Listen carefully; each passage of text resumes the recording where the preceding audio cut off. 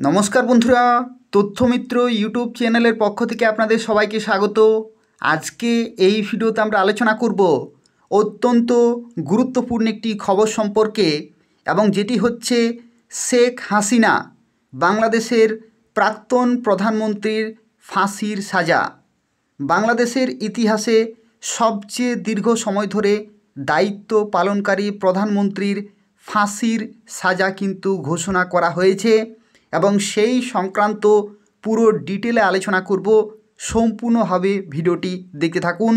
আর এই ধরনের নিয়মিত খবরগুলি পেতে হলে তথ্যমিত্র চ্যানেলটি সাবস্ক্রাইব করে রাখুন। তো দেখুন, বাংলাদেশে ভয়ানক রাজনৈতিক টানাপোড়েনের মধ্যেই সোমবারে, অর্থাৎ এই গত সোমবারে নির্বাসিত প্রাক্তন প্রধানমন্ত্রী শেখ হাসিনাকে ফাঁসির সাজা দেওয়া হয়েছে।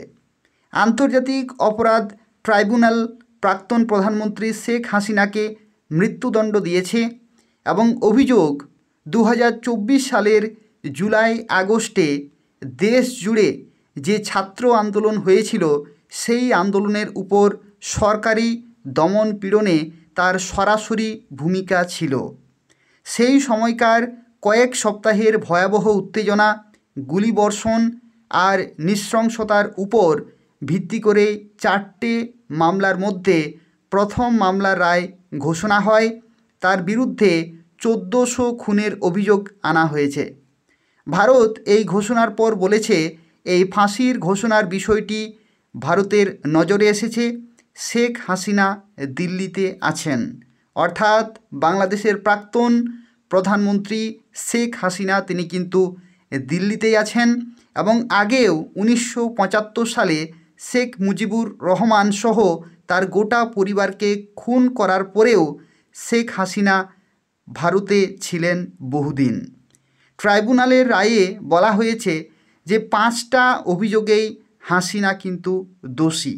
তার সঙ্গে দোষী সাব্যস্ত হয়েছেন তৎকালীন পুলিশ প্রধান চৌধুরী আবদুল্লাহ আল মামুন আর প্রাক্তন স্বরাষ্ট্রমন্ত্রী আসাদুজ্জামান খান কামাল। আল মামুন জেলে বসেই দোষ স্বীকার করেছেন, আর কামাল এখন কিন্তু পলাতক। হাসিনা অবশ্য বিচার শুরু হওয়ার আগেই সরকার পতনের পর ভারতে পালিয়ে যান, তাই তিনি পুরোপুরি অনুপস্থিত অবস্থাতেই বিচার কাজ চলেছে। প্রসিকিউশন আদালতকে বলেছে এই ঘটনাগুলোকে মানবতার বিরুদ্ধে অপরাধ হিসেবেই দেখতে হবে, কারণ এই সব সিদ্ধান্তের ফলে অন্তত 1400 মানুষ মারা গিয়েছিল, অসংখ্য মানুষ আহত হয়েছে। সরকার পক্ষের দাবি হাসিনা ছিলেন পুরো অপারেশনের নিউক্লিয়াস। সব সিদ্ধান্ত, সব ব্যর্থতা, সব নির্দেশ তার আশেপাশেই ঘুরপাক খেয়েছে। স্বাক্ষর প্রমাণ হিসাবে তারা তুলে ধরেছে ফরেনসিক রিপোর্ট, প্রত্যক্ষদর্শীর বিবরণ, এমনকি কিছু অডিও ক্লিপ, যেগুলো নিয়ে তাদের দাবি যে হাসিনা সেখানে নিরাপত্তা বাহিনীকে প্রাণঘাতী শক্তি ব্যবহার করতে বলেছেন। রায় ঘোষণার পরেই আওয়ামী লীগ ঝড়ের গতিতে বিবৃতি দেয়।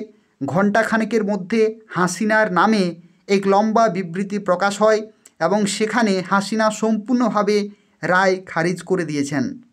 তার ভাষায় এই ট্রাইব্যুনাল অনির্বাচিত সরকারের বানানো একটা সাজানো আদালত, যাদের কোনো গণতান্ত্রিক ম্যান্ডেট নেই, এবং তাদের লক্ষ্য যে একটাই, আওয়ামী লীগকে রাজনৈতিক মাঠ থেকে পুরোপুরি মুছে দেওয়া। তিনি সরাসরি অভিযোগ করেছেন ডক্টর মোহাম্মদ ইউনিস আর তার দল বিচার ব্যবস্থাকে অস্ত্র হিসেবে ব্যবহার করছে। হাসিনা বলেছেন এই বিচার শুরু থেকেই রাজনৈতিক উদ্দেশ্য প্রণোদিত। তার দাবি বর্তমান অন্তর্বর্তী সরকারের প্রশাসন পুরোপুরি ভেঙে পড়েছে। সাধারণ মানুষের জীবন ব্যবস্থা নষ্ট হয়ে গেছে, পুলিশ রাস্তাঘাট থেকে সরে গেছে, অপরাধ বেড়েছে, আর আওয়ামী লীগের সমর্থকরা হামলার শিকার হলেও প্রশাসন কোনোদিনই রক্ষা দেয়নি। তিনি বলেছেন হিন্দু, আদিবাসী, সংখ্যালঘু সম্প্রদায়ের উপর হামলা হচ্ছে, নারীদের অধিকার কমে যাচ্ছে, সাংবাদিকদের ভয় দেখানো হচ্ছে, আর দেশের বড় বড় সমস্যা এড়িয়ে গিয়ে আওয়ামী লীগের উপরে দোষ চাপাতেই এই ট্রাইব্যুনাল দাঁড় করানো হয়েছে। তার ভাষায়, সরকারের ভেতরে উগ্রপন্থী গোষ্ঠী, বিশেষ করে হিজবুত তাহরির এলাকার মানুষ প্রশাসনের উপর প্রভাব বিস্তার করছে। হাসিনা পাল্টা অভিযোগ করেছেন, বিচার চলাকালীন তাদের নিজের আইনজীবী নিয়োগ করতে দেওয়া হয়নি, নিজের বক্তব্য রাখারও সুযোগ হয়নি। তার অভিযোগ যে কোনো বিচারক বা আইনজীবী যারা তার প্রতি সামান্য সহানুভূতি দেখিয়েছিলেন তাদের সরিয়ে দেওয়া হয়েছে বা ভয় দেখানো হয়েছে। ট্রাইব্যুনাল শুধু আওয়ামী লীগের লোকদের বিচার করছে, কিন্তু অন্য দলের লোকেরা যারা সংখ্যালঘুদের উপর হামলা করেছে, সাংবাদিকদের মারধর করেছে, তাদের বিরুদ্ধে কোনো তদন্ত পর্যন্ত করা হয়নি।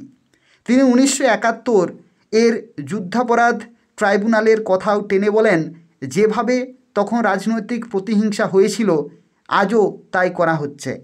হাসিনা দাবি করেন তিনি বহুবার সরকারকে বলেছেন মামলাটা হেগের আন্তর্জাতিক অপরাধ আদালতে পাঠাতে, কিন্তু অন্তর্বর্তী সরকার সেটা করবে না, কারণ আন্তর্জাতিক আদালত তাদের নিজের মানবাধিকার লঙ্ঘনের কেসও দেখে ফেলবে।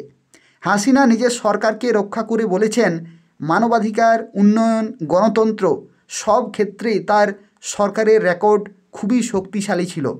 তিনি বলেন, তার নেতৃত্বে বাংলাদেশ আইসিসিতে যোগ দিয়েছিল, রোহিঙ্গাদের আশ্রয় দিয়েছিল, 15 বছরে দেশের জিডিপি 450% বেড়েছিল, কোটি কোটি মানুষ দারিদ্র্য সীমার বাইরে এসেছে, বিদ্যুৎ, শিক্ষা, ইনফ্রাস্ট্রাকচারে ব্যাপক উন্নতি হয়েছিল। উল্টো দিকে তিনি অভিযোগ করেছেন ডক্টর ইউনূস ক্ষমতায় এসে সব জায়গায় দমনপীড়ন বাড়িয়েছেন। ছাত্র থেকে ডাক্তার, শিক্ষক, পোশাক শ্রমিক সব শ্রেণীর মানুষ যখন শান্তিপূর্ণ আন্দোলন করেছে তখন পুলিশ তাদের উপর গুলি চালিয়েছে। সাংবাদিক প্রতিবেদন করতে গেলে হেনস্থা হয়েছেন এবং তার দাবি ইউনূস ক্ষমতা দখলের পর গোপালগঞ্জ সহ বিভিন্ন এলাকায় কিন্তু হামলা, বাড়িঘর পুড়িয়ে দেওয়া, এই সব ঘটনায় অপরাধীদের সাজা তো দূরের কথা, বরং তাদের রেহাই দেওয়া হয়েছে। আর উল্টো মামলায় ফাঁসানো হয়েছে আওয়ামী লীগের হাজার হাজার নেতাকর্মীকে। ট্রাইব্যুনাল এদিকে নির্বাচন সামনে রেখে দ্রুত মামলার কাজ শেষ করেছে। ফেব্রুয়ারিতে নির্বাচন হওয়ার কথা, আর সেই প্রেক্ষাপটে এই রায় বাংলাদেশের রাজনীতিকে পুরো কাঁপিয়ে দিয়েছে। নির্বাচিত অবস্থায় মৃত্যুদণ্ডপ্রাপ্ত হাসিনা এবং এর জেরে আওয়ামী লীগ আর অন্তর্বর্তী সরকারের সংঘাত আরও চরম উঠেছে এবং দেশের সবচেয়ে বড় রাজনৈতিক দল আর অন্তর্বর্তী প্রশাসনের মধ্যে যে অস্থিরতা চলছিল, এই রায় সেটা আরও তীব্র করে তুলেছে।